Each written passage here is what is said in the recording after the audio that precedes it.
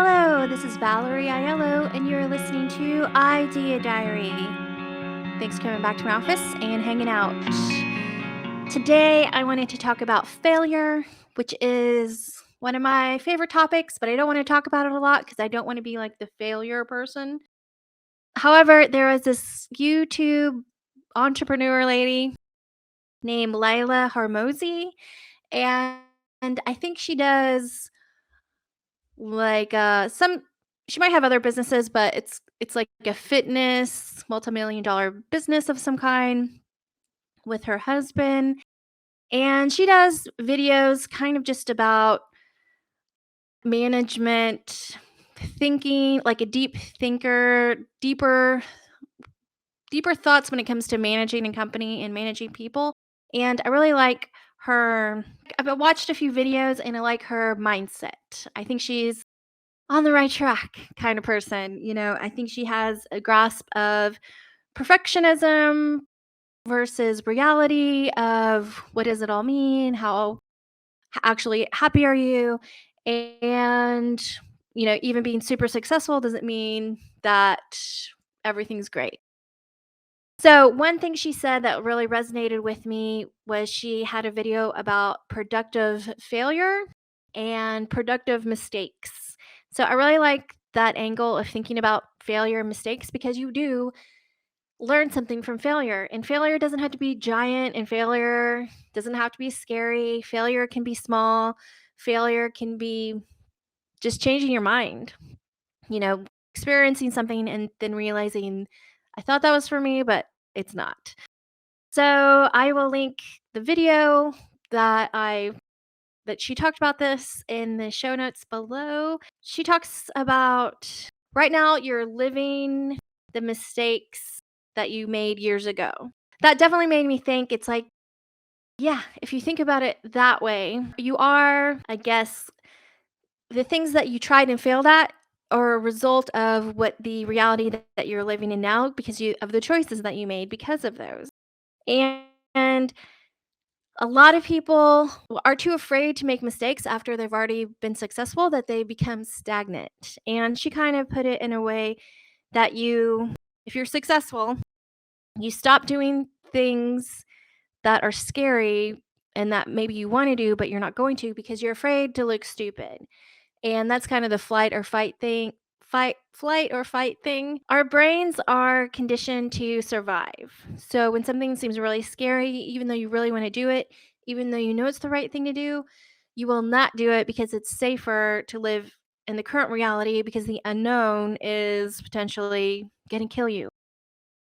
It's not going to kill you, but that's what your caveman brains are working at, trying to keep us alive. You might be successfully keeping your reputation intact. You might be successfully keeping everything from the outside looking in, looking perfect, and you might successfully be convincing everyone that you're successful, but you're really failing overall at succeeding because you're not taking chances. You're not going for it.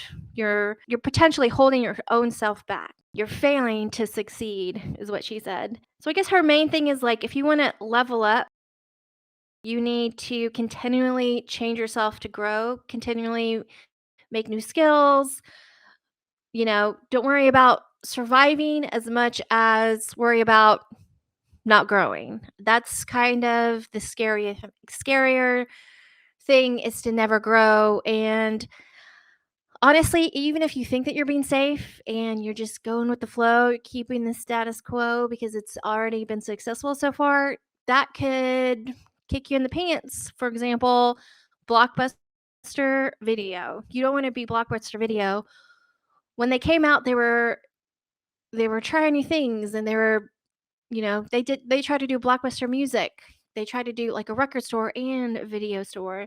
They tried to do a lot of different things, and then it came to the point where they stopped trying, and they just really thought they could live off of people renting DVDs forever. I don't know. I feel like Blockbuster is a good example of when people just they think they've got it all going, and then the world changes, and they haven't created any new skills, any new revenue streams, and then all of a sudden you're gone. A lot of it is needing to be in control of your own subconscious mind, and I'm learning about that right now. That's like a big theme for my January is really getting my all the things that science tells us and we already know, but you have to go and research them and then work on them with your own brain.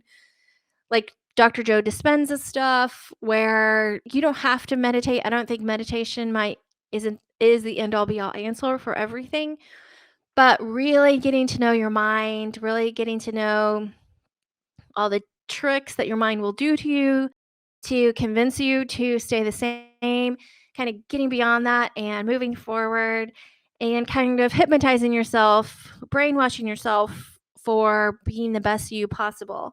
And hopefully that means being successful in some way.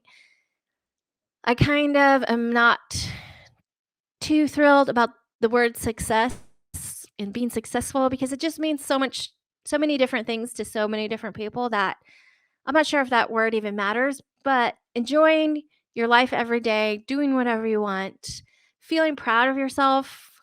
We need a new word other than success because I feel like success, I don't think it like makes other people feel bad, but I do think it's like the word love. Love has so many different meanings.